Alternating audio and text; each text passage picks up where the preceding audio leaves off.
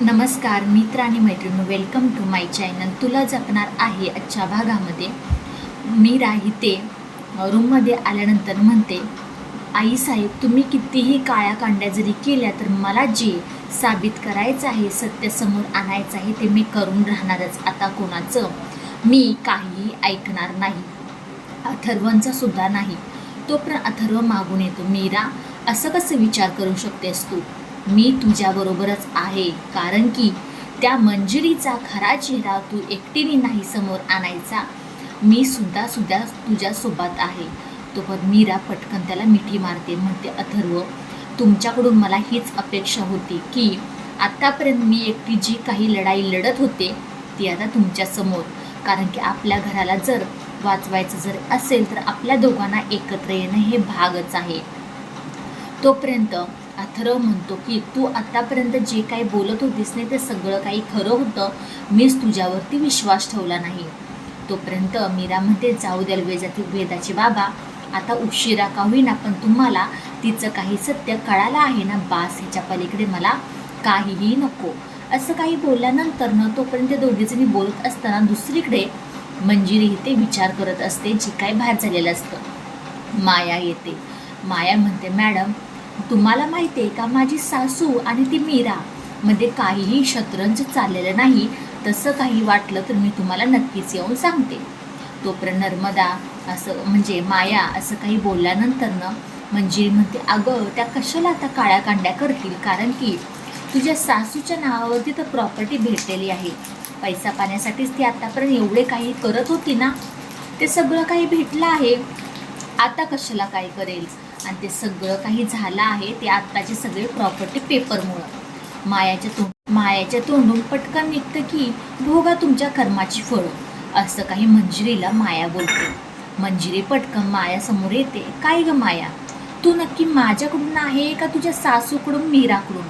माया घाबरत म्हणते, नाही हो मॅडम, मी तुमच्याकडूनच आहे, विश्वास ठेवा माझ्यावरती. असं काही म्हणल्यानंतर ना मंजिरी पटकन तिच्या तोंडावरून हात फिरवते. बघ, विश्वासघात अजिबात करायचं नाही. जर तू माझा विश्वासघात जर केला तर तुझा जीव गेलाच म्हणून समज. माया खूप घाबरते आणि म्हणते, नाही हो मॅडम, मी तुम्हाला कधीही धोका देणार नाही. आणि तुम्हीच तर म्हणला होता मला तुमच्या नावाची जी काही प्रॉपर्टी येईल त्यातला अर्धा हिस्सा मला देणार म्हणून. तोपर्यंत मंजिरी म्हणते, अगं अर्धा हिस्सा द्यायला माझ्या नावावरती काही सुद्धा नाही आहे म्हणला तर मी तरी तुला काय देऊ. तोपर्यंत माया म्हणते, हो ना मॅडम, तेही खरं आहे. माया तिथून घुबरूत आपली तिथून रूममध्ये निघून जाते. मीरा ही ते आनंदी झालेली असते आणि ते स्टोर रूममध्ये अंबिका असते. मीराही तिथेच येते. अगं ताई, तुला माहिती आहे का, आज वेदाचे बाबा आपल्या दोघींकडून आहेत, त्यांना सगळं काही आपण बोलत होतो ते सगळं काही खरं वाटतंय, ते आपल्या दोघींची मदत करायला तयार आहेत. अंबिका तरी खूप आनंदी होती. खरंच मीरा, ही गोष्ट ऐकून मला खूप आनंद झाला आहे. अखेरकार त्या मंजिरीचं सत्य ही ते अथर्वच्या समोर आलंच. काही जरी झालं तर हे अथर्वचं काही दिवस रूप हे मंजिरीसमोर नको यायला, कारण मंजिरी ती खूप शातील आहे आणि अथर्वना काही जास्त वेळ खोटं बोलता येणार नाही. त्यामुळं त्यांना जास्त काळजी घेऊन तिच्यासमोर वागलं पाहिजे. हे सगळं काही चालू असताना मंजिरी रूममध्ये असते. त्याच ठिकाणी अथर्व येतो. अथर्व आल्याचं पाहता क्षणी मंजिरी पुन्हा एकदा रडण्याचं नाटक करते. म्हणते की अथर्व, तुला एक गोष्ट मला सांगायची आहे, ती म्हणजे दादासाहेबांनी पहिले प्रॉपर्टी पेपर नव्हते बनवले, मी बनवले होते. तोपर्यंत अथर्व थोडा रागाने तिच्याकडे पाहतो आणि त्याच्या मनामध्ये असं चाललेलं असतं की ह्या बाईचा खरंच जीव घ्यावा म्हणून.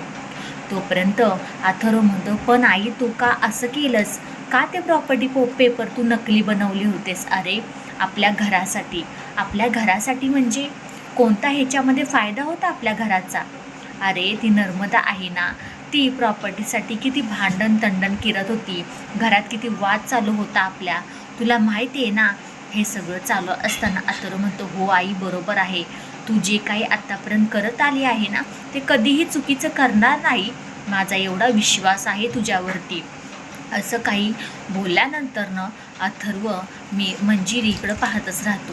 मंजिरी म्हणते, हा अथर्व तर किती वेडा आहे ना, प्रत्येक गोष्टीवरती माझ्या विश्वास ठेवत असतो आणि कधीही सत्यापर्यंत जात नाही, त्याची खोजबीन करत नाही. तोपर्यंत मीरा तिथे येते.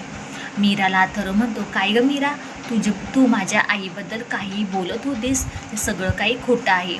तिनं ह्या घरासाठी घरातल्या माणसांसाठी ते प्रॉपर्टी पेपर पहिलेवाले बनवले होते. हे सगळं मीरा ऐकल्यानंतर ना मीरा म्हणते, एवढं तुमच्या आईनं जर केलं असतं तर हेच गोष्ट आधी तुम्हाला का सांगितली नाही? अथर्व म्हणतो, हो ग मीरा, तेही बरोबर आहे, पण आई तुम्हाला आधी का सांगितली नाही? मंजिरी थोडीशी घाबरते, म्हणते, आता ह्या मूर्खाला मी काय सांगू आता का सांगितलं नाही. पण आता पाहूयात आपण येणाऱ्या भागामध्ये नक्की काय होतंय ते. हे मंजिरीचं जे काय असतं ना, गुहा गेस्ट हाऊस जिथे असतं ते तोडायचा प्रयत्न करायचा असतो अथर्व. आणि मंजिरी म्हणते, काही जरी झालं ते तोडायचं नाही, त्याच्यामध्ये आपलं सगळं काही साम्राज्य आहे. आणि ते म्हणते, अथर्व तुम्ही तसं काही करू शकत नाही, कारण की मायावी शक्ती त्या गुफेमध्ये खूप जास्त आहे. आणि तुम्ही जरी असं काही केलं तर मंजिरीच्या मनामध्ये काहीतरी तुमच्याबद्दल डाऊट येईल, त्यामुळे तुम्ही जरा सावधगिरीने करा. मंजिरी इकडे म्हणते, हे जर थांबवायचं असेल तर ह्या घरामध्ये कोणाचा तरी मृत्यू झालाच पाहिजे. बघूया आता नक्की काय होते ते. व्हिडिओ आवडल्यास लाईक, शेअर, सबस्क्राईब करायला अजिबात विसरू नका. आणि हो, आपले शॉर्ट्स व्हिडिओही यायला लागलेले आहेत, त्यालाही तुम्ही लाईक करा, शेअर करा, सबस्क्राईब करा. बाय सगळ्यांना.